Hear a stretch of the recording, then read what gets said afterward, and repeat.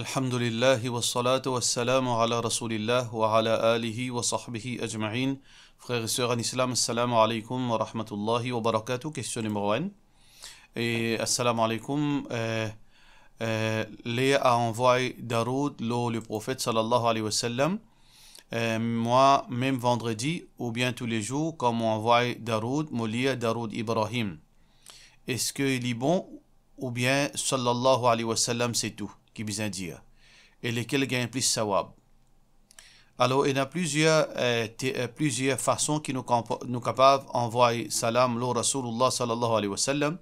Nous capables de dire sallallahu alayhi wa sallam, Allahumma salli ala Muhammad. Et meilleur dans tout, c'est plus meilleur Daroud, plus meilleur salam, c'est ça qui nous lie dans salat. Allahumma salli ala Muhammad wa ala ali Muhammad. كما صليت على إبراهيم وعلى آل إبراهيم إنك حميد مجيد اللهم بارك على محمد وعلى آل محمد كما باركت على إبراهيم وعلى آل إبراهيم إنك حميد مجيد. Ça les meilleurs dans n'importe quel heure, surtout le jour de vendredi, mais aussi dans n'importe quel moment libre, nous envoie salam et les bénéfiques pour nous-mêmes. Le prophète sallallahu alayhi wa sallam dit Man salla alayya wahidatan sallallahu biha alayhi hashran. C'est lui qui envoie un salam le mois. Allah subhanahu wa ta'ala descend 10 bénédictions le lit. Allah subhanahu wa ta'ala fin de nous l'autre pour nous envoyer salam le Rasulullah sallallahu alayhi wa sallam. Ya ayyuhalladhina amanu sallu alayhi wa sallimu tasliman. Alors donc nous envoyons salam le Rasulullah sallallahu alayhi wa sallam. Sauvé très gras.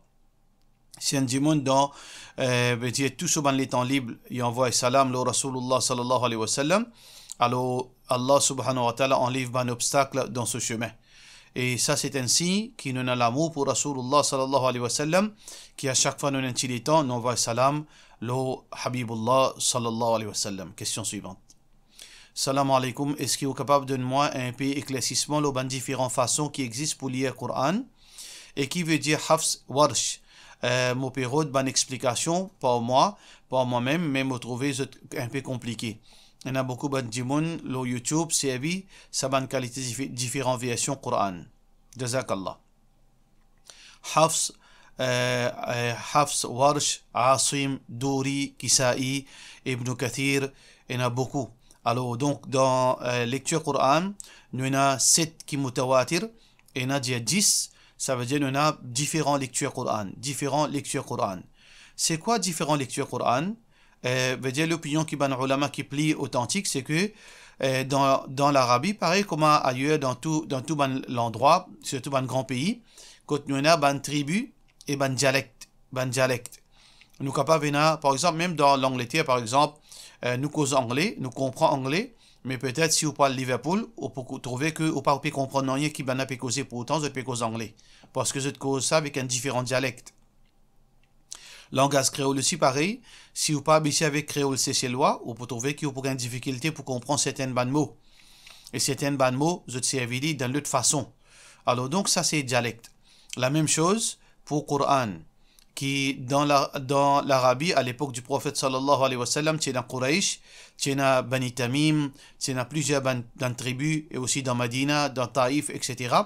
Alors langage commun c'était langage arabe, mais avec certaines différences dans dialecte, certaines mots qui sont typés servis dans tel contexte, certaines mots qui sont typés servis dans différents contextes. Alors donc un incident pour montrer nous que Coran il y a plusieurs façons de lire. Un hadith qui est rapporté par Bukhari. Alors donc Omar bin Khattab radiyallahu an et fin écoute Hisham ibn Hizam plutôt Hisham ibn Hakim ibn Hizam quand là les fin écoute Hisham ibn Hakim ibn Hizam peut lire surah Furqan. Alors quand il peut lire surah Furqan, les fin remarquer que lecture façon que qui Hisham peut lire surah Furqan les différents avec les façons qu'il apprend depuis Rasulullah sallallahu alayhi wa sallam. Comme si Omar bin Khattab n'est pas d'accord façon que Hisham fin lire. Il pensait que Hisham peut faire erreur. Le final quand Hisham, le fin costéoli dit qui fait peut lire comme ça. Alors donc Hisham dit ça c'est la façon que le prophète sallallahu alayhi wa sallam fin enseigne moi.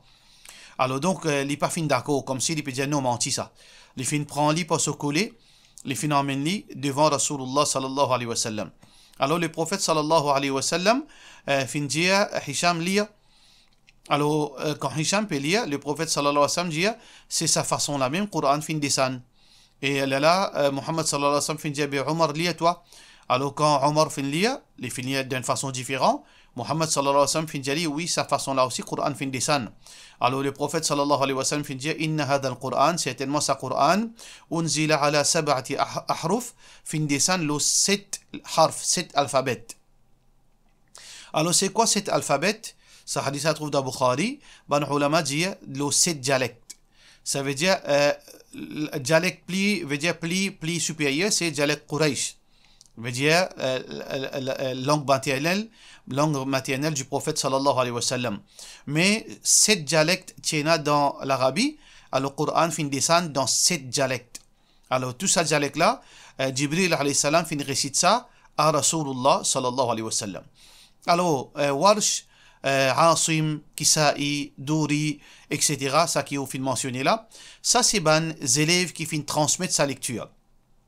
Ban Sahaba, quand ils finissent apprendre depuis Rasulullah sallallahu alayhi wa sallam, basant le dialecte qu'ils ont typé causé, chacun type les Coran de ce dialecte. Et ensuite, quand ils finissent émigrer, et ils finissent l'Irak, et ils finissent dans l'Afrique, et ils finissent ailleurs, alors ils finissent enseigner, bandimoun, Coran d'après le dialecte qu'ils ont typé habitué lire. Alors donc, les élèves finissent transmettre ce dialecte-là de, veut dire, élève en élève. Là qui nous trouve, aujourd'hui, qui nous gagne, Saban terme, Hafs, Asim, Kisa'i, Douri, Nafi', etc., etc. Question suivante. Assalamu alaikum. Normalement, quand je finis uriner, il y a une goutte liquide qui sortit depuis mon partie privée pendant 30 minutes, parfois plus. Même il y a 2 fois, je finis purifier moi-même, mais style encore peut dégoûter. Je connais qui ça casse oiseau. Si on calme bien besoin à la toilette et les namaz prêt pour finir, à la toilette, je prends toute précaution pour faire wudu. Est-ce que je suis capable de faire namaz comme moi été? Façon qui vous peut expliquer, alors vous pouvez donner l'impression que l'urine dégoûtée veut dire en grande quantité. Si l'urine dégoûtée en grande quantité, il est obligatoire l'eau qui vous mette une couche. Alors donc, pour capable prévenir que ou pas salir ou vêtements et aussi ou pas salir moquette dans masjid.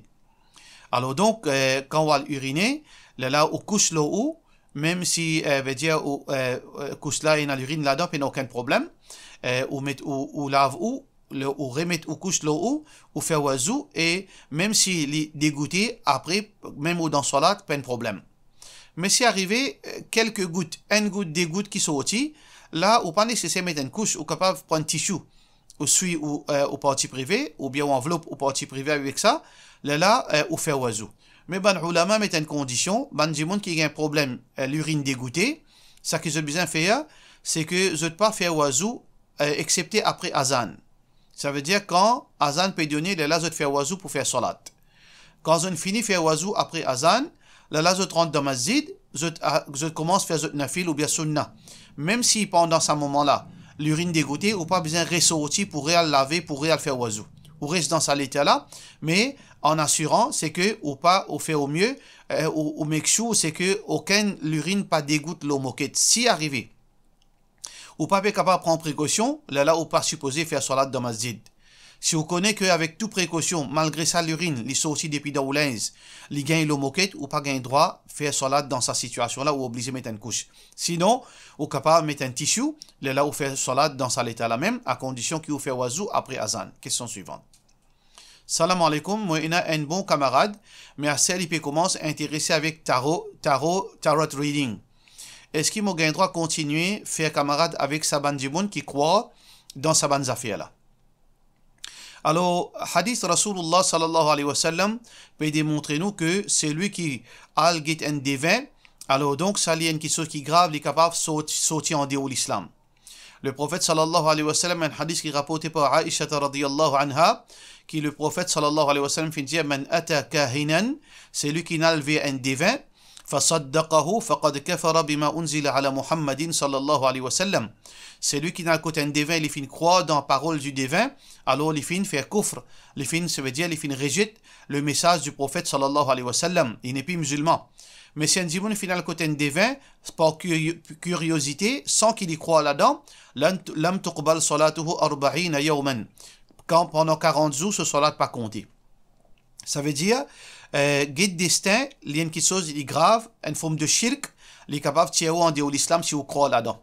Alors si ça djimoun là, il peut commencer à croire dans destin, dans Batcode, et pour veut dire qui supposément d'après lui, il peut connaître l'avenir de Batcode, ou bien dans l'armée, dans veut dire ou trace l'armée, etc.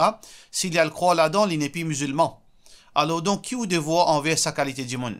Si on a connaissance suffisante concernant l'islam, c'est au devoir parce qu'il y a aux camarades ça pour expliquer la religion, pour montrer les dangers, ça qu'il peut faire, gravité, ça qu'il peut faire. Si on a connaissance. Et donc, on explique lui, on prend patience, on fait dawa avec lui. Mais si on a des gens qui ont pas connaissance digne, et il commence à aller de sa chemin là, alors donc, dans ce cas-là, on a besoin de garder une distance avec lui. Reste loin avec lui. Reste loin avec lui, quand on trouve lui, ou dit lui, franc, qui nous garde bonne relation, mais seulement mon papa capable fréquente toi, tant qu'il te pas quitte ça quitte chose là, tant qu'il te pas quitte ça action qui te peut faire là, tant que tu pas fait tauba. Mais reste loin avec lui, parce que Rasulullah sallallahu alayhi wa sallam dit al-mar'u ala dini khalilihi. Un djimoun il a la même religion que celui qui les fréquentait. Falyandur ahadukum man yukhalil. Guette bien que ça n'a pas fréquenté. Et le prophète sallallahu alayhi wa sallam montre nous aussi que fréquentation l'influence un djimoun. Mauvaise fréquentation, il peut influencer, et pareil comme bonne fréquentation, il peut influencer positivement. Alors, donc, sa qualité de monde, là, reste loin avec lui. Mais c'est le garde la porte ouverte, un djimoun est capable de faire tauba, ou bien, ou capable, dans certains moments que vous trouvez, par exemple, au chemin, ou bien il y a un collègue de travail, ou continue, rappelle-lui, arrêtez avec ça, algue tel alim, fais les causes avec toi, explique-toi. Alors, on continue, garde un petit contact, veut dire à distance. Mais fréquente sa qualité de monde là, si vous pouvez une connaissance, non, obligé pas fréquente sa qualité de monde là, garde distance avec sa qualité de monde. Mais pas créer l'ennemité, avec lui, pas casser relation complètement avec sa monde là, mais garde une distance. Question suivante. Assalamu alaikum, est-ce qu'il y a Ajinomoto halal? Oui, Ajinomoto halal parce qu'il peut n'a aucun dérivé animal qui est haram.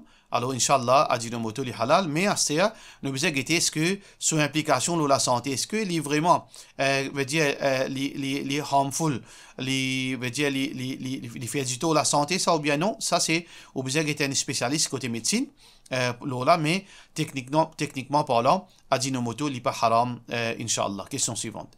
Salam alaikum, Cheikh, comment faire ziyarat d'après Sunna, de la part de nos frères Assad?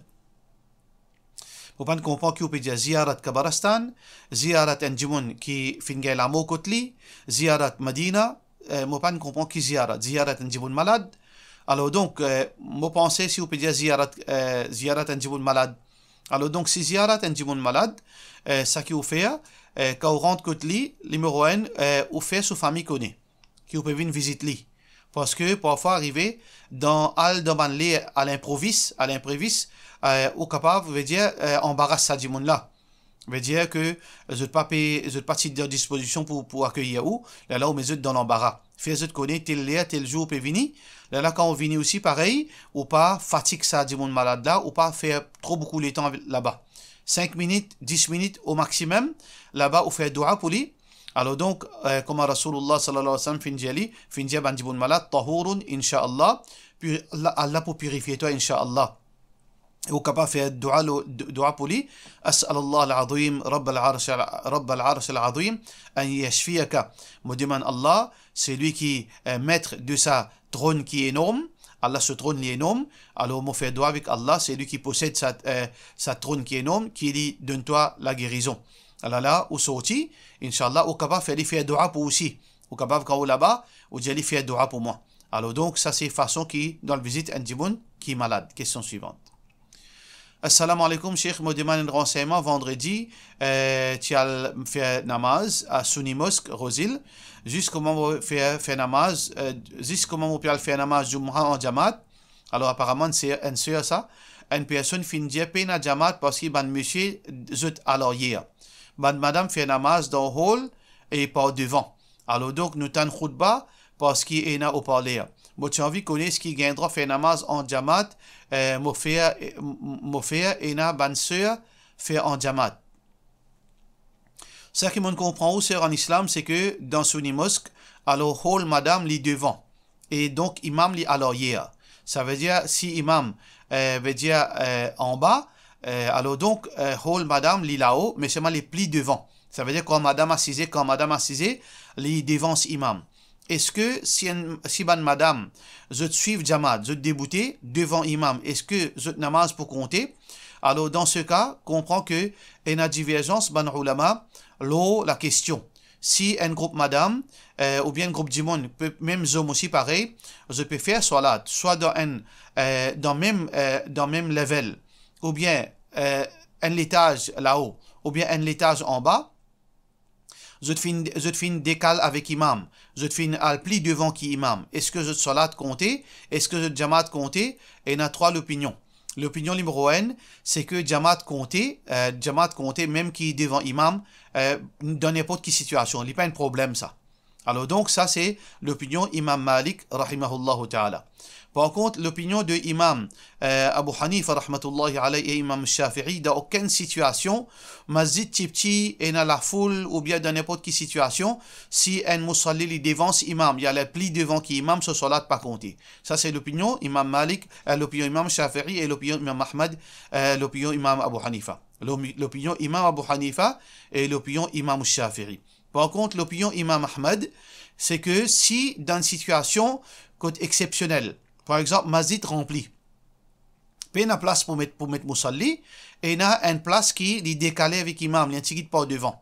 Alors, dans ce cas, gagne droit. Ça c'est l'opinion imam Ahmad. Ça veut dire qu'il y a une divergence d'opinion. Mais par rapport à Sunni Mosque, je suis mazhab Hanafi. Alors, donc, si vous pouvez le faire, Jumu'ah dans Sunni Mosque, et on trouve que madame, je ne peux pas suivre imam en jamaat, ou pas là-bas à le faire jamaat, parce que là, on peut le faire désordre. Si vous avez envie de faire Jumu'ah en jamaat, ou al route un masjid qui fait Jumu'ah en jamaat pour madame. Là-bas, Hanafi, je ne peux pas faire Jumu'ah en jamaat, et surtout que je peux donner un argument qui est valable d'après votre mazhab, c'est que jamaat là, il est décalé, il est devant imam. Là, on n'est pas supposé faire jamaat dans votre masjid, dans sa situation-là. Alors, nous croyons dans l'opinion de Imam Ahmad, qui, si il y a la foule, alors, ou bien, il n'y a aucune les autres places, excepté une place qui est un petit devant, gagne droit dans une situation exceptionnelle. Question suivante. Salam alaikum. Un dimoun, ses parents, ils arrangent sur la case avec l'aune, mais dimoun là, si petit, à l'époque-là, les partis djenaniers. À cela, ça dimoun là, pour rester dans la case. Est-ce qu'il y a un péché? À noter qu'ils parents là, ils connaissent qui ça pas bon, et pas pour retourner vers ça. Alors, il n'y a aucun problème. Allah subhanahu wa ta'ala dit, Afallahu amma salaf. Allah lui pardonne ça qui finit à arriver dans le passé. Allah subhanahu wa ta'ala, quand on finit un regret, Allah subhanahu wa ta'ala lui pardonne, ou peine à pouvoir ça la case là, ou peine à poser ça la case là. Alors donc, ou tauba, ou repentance, les sincères, Inch'Allah, ou capable de servir à la case là, peine à aucune divergence entre ban ulama à ce sujet. Question suivante.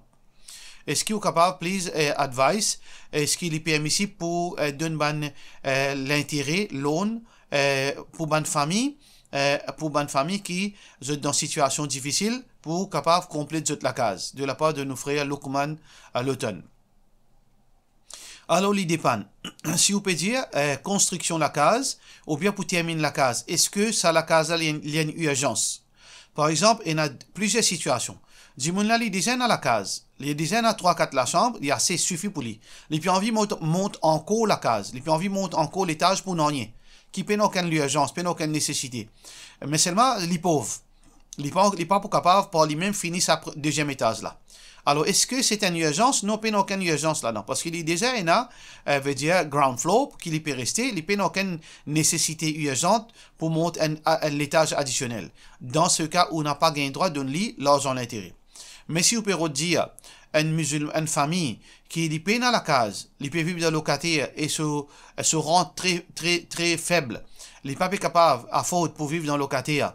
Et on a suffisamment l'argent à l'intérieur pour capable de compléter la case qui rend une quitte comme ça même. Il n'est pas capable de terminer dès la chambre aussi pour y rester. Alors on a suffisamment l'argent à l'intérieur ou bien on est capable de mettre un costé qui est capable de compléter de la chambre pour être capable de rester dans la case là.